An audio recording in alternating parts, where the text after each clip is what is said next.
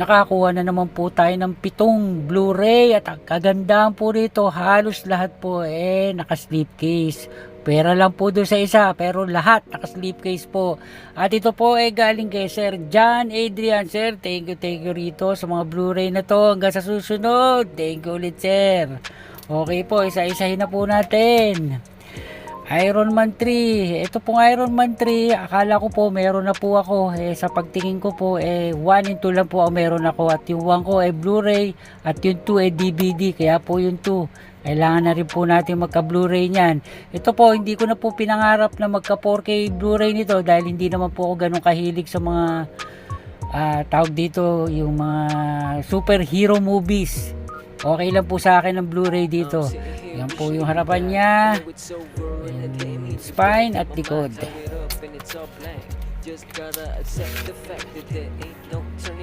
Yan po yung Blu-ray, wala pong artwork, meron po siyang insert. Ito po yung tawag dito Blu-ray 3D at yung DVD niya nasa likod, wala siyang flipper. Ganyan kasi karaniwan sa mga region 1, wala siyang flipper. Hindi naman po lahat, pero kadalasan ganyan. Iron Man 3. Tapos G.I. Joe Retaliation 3D. Ito po, lenticular naman po ang harapan nito. Diba? At ito po meron na ako. Yan lang po, kumot ito po meron Blu-ray 3D, Blu-ray plus DVD at digital copy at pinagsama na po siya sa isang case. Mas okay po ito, diba? Yan po yung pinaka Blu-ray 3D, ito po yung DVD at ito po yung Blu-ray film. Yan po siya. At ito po yung sa akin. Napakaganda po ng artwork ng harapan nito. G.I. Joe at naka-emboss po yung G.I. Joe mismo. Yan, kaya ito po, hindi ko po alam kung ano ba gagawin natin dito. Ibebenta pa natin o itatabi na lang din natin. Kasi ang ganda po ng artwork nito. Siguro baka itabi ko na lang po ito para magkaiba ng artwork siya. Diba? Yan ang ating G.I. Joe Retaliation. Texas Chainsaw Massacre. Hindi pala, Texas Chainsaw lang, walang massacre. At ito po nakalentikular din po. Napakaganda rin po ng harapan nito. Yan po. Alam niyo naman po, hindi tayo masyadong mahilig sa horror, kaya hindi ko alam kung ibebenta natin to o itatabi natin. Papanoorin po natin muna para malaman natin kung okay to.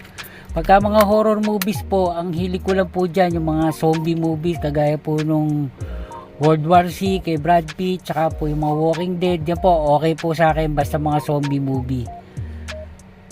Yan po, Texas Chainsaw Evil Wears Many Faces. Okay. Ouija. Ito po ang pronunciation dito, Ouija pala, hindi pala Ouija. Ano po kasi sabi ng anak ko, tsaka tinignan po rin po sa Google ang pronunciation dito, Ouija. Yan po, Blu-ray plus DVD plus digital HD. Ito rin po, horror din po ito.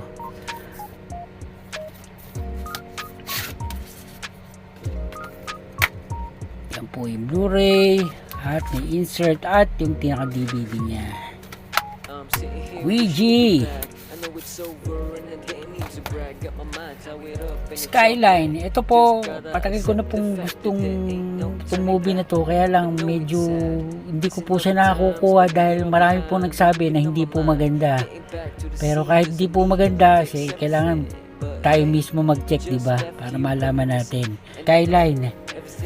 Yan po, likod. Ito po, alam ko to, single disc lang Yan po siya, single disc nga at wala siyang insert. Marami kasi nagsabi dito hindi daw to masyadong maganda, kaya hindi ko rin po basta binibili ito Marami na po akong mga nakita nito na hindi ko po kinuha. Saka karaniwan din po walang slipcase, kaya hindi ko rin po kinukuha. Thor The Dark World, ito po nagkaroon din po tayo nito. Ito po parang kumbaga semi-upgrade po ito. Blu-ray 3D plus Blu-ray plus Digital HD. At ito po kasi may Blu-ray 3D kaya kinuha ko rin po ito. At naka-slipcase din, di ba? Yan po yung pinaka Blu-ray at may insert at yung 3D niya. Sa mga nakukuha natin kay Sir Jan, puro halos lahat naka-slipcase. At napakamura pa. Ito po yung sa akin, no? Kaya parang semi-upgrade lang siya kasi nagkaroon lang po ito ng 3D at ng slipcase.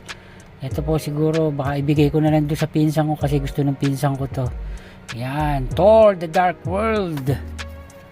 Tapos yung huli natin, Piranha, It's Just Gone Wild. Ito po, kinuha ko po ito sa pagkakaakala ko ito po yung tawag dito kay James Cameron. Hindi po pala to. Ito po 2010 yata ito nilabas. Yan, medyo may pagka-horror din po ito. Pero mga ganito okay naman po ito para sa akin dahil kumbaga para mga monster movie na rin po ito At single disc po siya at merong artwork po yung likod ng case. Yan po.